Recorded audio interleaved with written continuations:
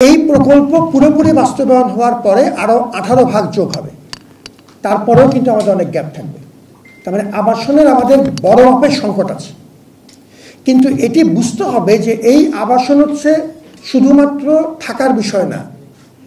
ঢাকা বিশ্ববিদ্যালয় যে ব্রিটিশ মডেলে তৈরি করা হয়েছিল তাতে এটি একটি রেসিডেন্সিয়াল ফ্যাসিলিটি আকারে তৈরি করা।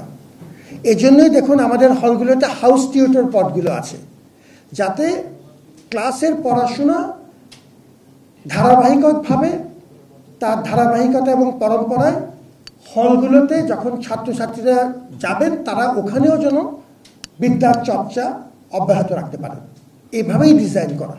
সুতরাং এই হলগুলোর ভেতরে আমরা সেই পড়াশোনার এলিমেন্টটা বারবারই সক্রিয়ভাবে বিবেচনা করেছি, সেটি আপনারা ডিজাইনের একটু গভীরে গেলেই দেখতে পাবেন।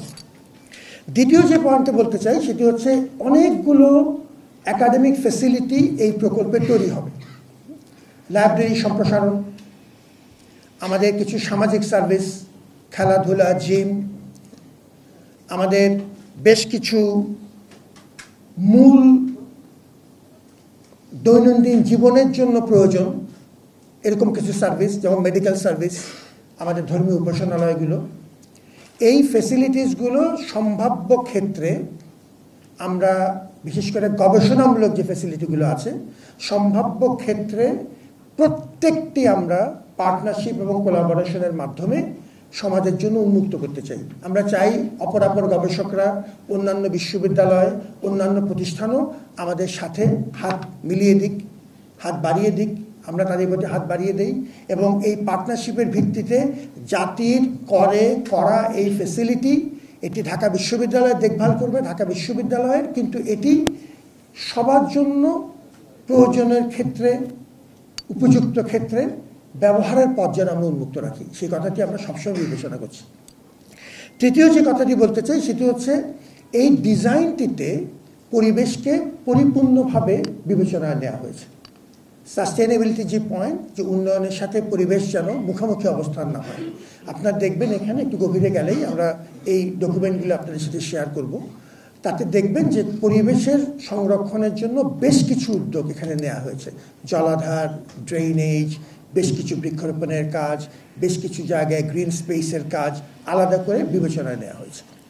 আর চতুর্থ যে বিষয়টা আমি বলবো সেটি হচ্ছে যে আমাদের এই কাজগুলো আমরা সবাইকে নিয়ে করতে চাই। এর যে কারিগরি বিষয় আছে, কারিগরি এবং তার যে বিশেষায়িত যে বাস্তবায়নের বিষয়গুলো সেগুলো আমাদের বিশেষজ্ঞরা দেখবেন, কিন্তু এর যে মূল স্পিরিট, যে অত্যন্ত কষ্টের লব্ধ টাকার সর্বোত্তম ব্যবহার বিশ্ববিদ্যালয়ের জন্য, গবেষকদের জন্য, জাতির জন্য, সেটির জন্য যে কোনো রকম, আমি এই কথাটি আবার রিপিট করছি, যে কোনো রকম পরামর্শ আপনারা দেবেন সেটি আমরা খুব সাদরে বিবেচনা করতে চাই। আমরা থার্ড পার্টি মনিটরিং থেকে শুরু করে আরও অনেক রকম বিষয় বিবেচনা করছি যাতে টাকাটি সদ্ব্যবহার হয়। আমরা এই ব্যাপারে সচেতন আছি।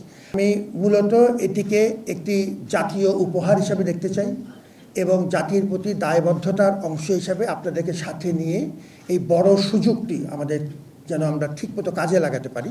কারণ এটি প্রকৃত অর্থেই আগামী অন্তত আমাদের হিসেবে আগামী 1 থেকে 1.5 দশকের জন্য বিশ্ববিদ্যালয়ের অনেক গুরুত্বপূর্ণ চাহিদা পূরণ করবে এবং এটি আমাদেরকে একটা নির্দিষ্ট পর্যায়ে নিয়ে যাবে, এটি আমরা খুবই আশাবাদী। সঠিক মাত্রার কার্বন কম্বিনেশন বৃদ্ধি করে পাইপের ডাক্টিলিটি ও হেভি লোড নেয়ার ক্ষমতা। Falcon MS pipe.